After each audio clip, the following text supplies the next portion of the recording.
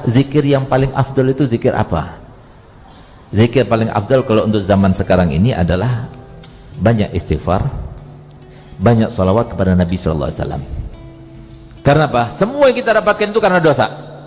Kita ada musibah terkait dengan keluarga, kita ada musibah terkait dengan kesehatan, kita ada musibah terkait dengan keuangan, kita ada musibah terkait dengan apapun, itu karena dosa. Kalau bukan karena dosa, maka itu adalah ujian untuk diangkat derajatnya. Sehingga apa? Sehingga yang kita perlukan supaya tidak berlanjut dan berkesinambungan cobaan dan juga ujian itu, bagaimana caranya? Banyak istighfar. Oleh karenanya Nabi SAW sendiri, yang dia itu sudah diampuni dosanya yang telah lalu maupun yang akan datang, itu beliau setiap hari tidak pernah berkurang istighfarnya itu sebanyak 100 kali istighfar. Oleh karenanya kalau kita habis subuh itu biasanya zikir kita setelah baca wiridul latif itu baca la ilaha illallah malikul haqqul mubin 100 kali. Itu murahkan rezeki. Kalau sudah murahkan rezeki itu dicatat benar-benar, biasanya seperti itu. Nah, tapi kalau cuma ngampuni dosa kurang antusias gitu. Nah itu la ilaha illallah malikul mubin. Udah itu masya Allah la quwata illa billah 100 kali. Untuk apa? Katanya kalau baca masya Allah la quwata illa billah 100 kali, maka semua kenikmatan yang kita dapatkan tidak akan dicabut oleh Allah Ta'ala. Jadi anti bangkrut itu. Masya Allah la quwata illa billah, kalau kita baca itu anti bangkrut. Jadi terus bertambah, nggak berkurang tapi bertambah. Kemudian baca istighfar 100 kali. Untuk apa? Supaya kita tidak terkena ujian cobaan musibah dari sebab dosa-dosa kita. Kemudian kita membaca ya kafi ya mugni ya fattah ya rozak 100 kali. Itu saya dapat ijazah langsung daripada guru saya Habib Zain bin Ibrahim bin Smith. Itu katanya bikin sukih. Alhamdulillah saya baca itu 100 kali, makanya saya punya mobil kan gitu. Ayo kalau mau sugih baca ini. Tapi jangan kita membaca zikir berbagai macam zikir, maksudnya tujuannya supaya sugih. Salat duha kenapa? Biar sugih. Baca surat Waqiah kenapa? Biar sugih. Baca surat Muluk pada malam hari kenapa? Biar sugih. Jangan. Itu otomatis kita dapatkan. Tapi niat utamanya itu adalah mendekatkan diri kita kepada Allah. Ini yang kita lupakan. Jadi apapun yang kita lakukan daripada zikir, ucapan, tindakan, semuanya itu tujuan kita itu adalah Allah. Yang kita inginkan, yang kita tuju, yang kita harapkan, yang kita dambakan daripada berbagai macam permintaan, itu semuanya datang dari Allah. Ini yang harus kita ketahui, yang kita yakini benar-benar. Orang itu nggak lengser dari jabatannya kecuali karena Allah. Orang itu nggak mendapatkan jabatan kecuali karena Allah. Orang itu nggak mungkin menjadi orang kaya dadakan kecuali karena Allah. Orang nggak mungkin menjadi bangkrut juga karena Allah. Semuanya datang dari Allah, bukan dari manusia, dari Allah. Nah, ini kesempatan kita untuk berdekat diri kepada Allah.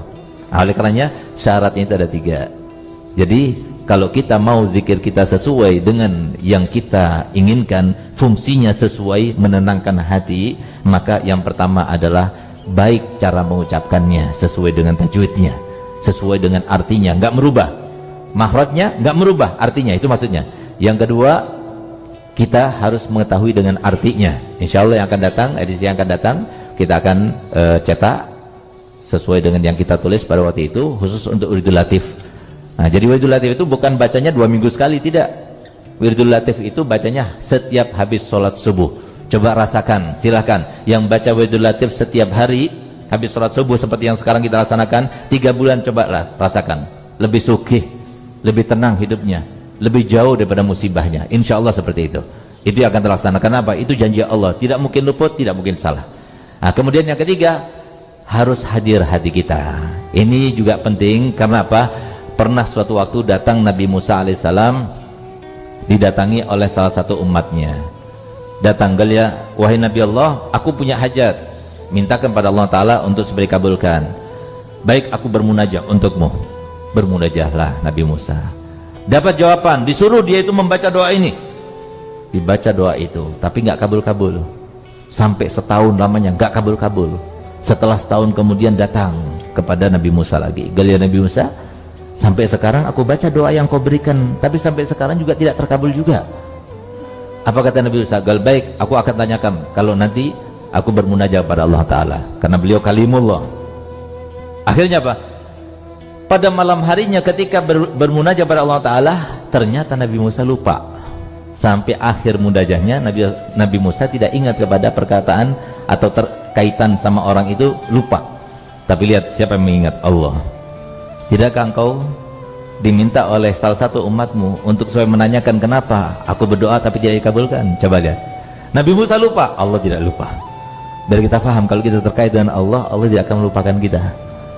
Subhanallah. Gal iya ya Rabb, kenapa saya sudah berikan sesuai dengan yang kau ajarkan kepadaku untuk sampaikan kepada dia, tapi dia sudah membacanya selama 1 tahun tapi tidak dikabulkan? Apa jawaban Allah Ta'ala? Wahai Musa, kalau seumpama dia itu meminta kepadaku dengan keseluruhan jiwanya dan hatinya, pasti aku kabulkan dengan 1 doa saja. Bagaimana aku akan kabulkan dia? Sedangkan dia berdoa selama 1 tahun lamanya, tapi hatinya berada di kambing-kambingnya. Akhirnya apa? Ya tidak dikabulkan. Itulah kita sekarang ini. Sambil baca doa, sambil lihat HP, sambil WA-an. Bagaimana mungkin itu semuanya? Jangan kita katakan, oh saya ini perempuan, Beb. Kan perempuan itu otak kanan ke otak kirinya berjalan, Beb. Walaupun memang hebat perempuan itu. Perempuan itu sambil ngulak-ngulak, sambil teleponan bisa. Bahkan kemarin saya melihat, Masya Allah, ada seorang yang turun dari bis kuning, itu turun sambil telepon, turun. Masya Allah, tepat turunnya, nggak jatuh lagi. Perempuan ternyata. Kalau laki-laki nggak bisa seperti itu, lebih fokus dia. Perempuan itu bisa mengerjakan beberapa sekaligus, itu langsung bisa. Tapi kalau zikir nggak bisa seperti itu, harus karena Allah. Jadi kalau kita itu baca zikir itu, lihat artinya apa. Bismillahilladzi la yadurru ma'asmihi syai'un fil ardi wala fis sama' wa huwas samiul alim. Dengan nama Allah, tidak ada satupun di bumi ini yang berbahaya, yang membahayakan saya, kecuali dengan izin Allah, dan dia maha mengetahui, maha mendengar. Nikmat kalau kita baca itu, yang kita baca tadi, kemudian kita tahu artinya. Kita hadirkan, oh berarti yang memberikan rezeki itu adalah Allah. Oh berarti yang memberikan bahagia itu adalah Allah. Itu maksudnya zikir itu. Semua zikir yang kita baca itu supaya kita ingat selalu kepada Allah. Uzkurni azkurkum. Ingatlah kepadaku, aku akan mengingat kamu. Itu tujuannya daripada zikir itu. Kalau sudah diingat oleh Allah Ta'ala, apakah ada di antara manusia yang hebat sekalipun yang bisa menyalahinya, yang bisa mencelakakannya, yang bisa kemudian menghimpitnya, yang bisa memberikan masalah kepadanya? Enggak akan ada. Karena kita sudah bersama Allah. Allah yang menentukan semuanya. Sistem yang berlaku di dunia juga Allah. Tapi jangan kita katakan, loh Beb, banyak orang-orang dekat pada Allah Ta'ala tapi mereka juga tertimpa musibah. Berarti Allahnya kemana? Bahkan banyak sahabat-sahabat Nabi yang ternama, yang dekat pada Rasulullah, mereka itu terbunuh. Seperti Sayyidina Hasan diracun, padahal dia cucu kesayangannya Nabi Muhammad. Sayyidina Husain dipenggal kepalanya.